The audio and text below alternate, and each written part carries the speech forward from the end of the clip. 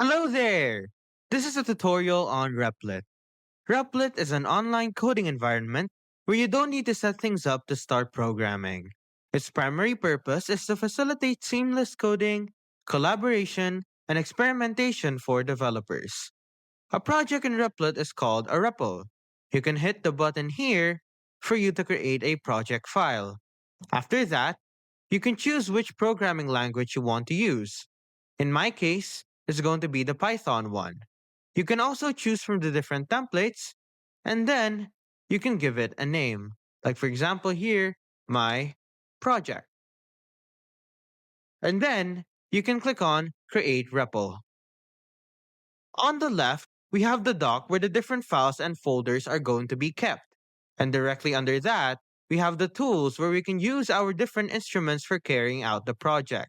You can also drag around the different windows to where you want them to be, like here or right here. It really depends on your preference. One of the other useful tools in Replit is the artificial intelligence assistant, which you can ask to create code for you. Like for example, here I can ask it, make a hello world script. And then it will give me the code. I can copy it and then insert it over here. And just like that, I can see hello world. Now if I go over to the console, I can run my project. And then it'll show me hello world, just like what I asked it to. So I can go over to the home tab here. And then I can also publish my REPLs on the community tab and even see the work of other people. On usage, you can upgrade to Replit Core or even buy credits so that you'll be able to access some other premium features on Replit like private REPLs and ghostwriting. The Replit agent is also a nice touch to the accessibility of many different features and for you to create programs or software really quickly using their AI. Like, for example, create a website that shows a picture of a puppy.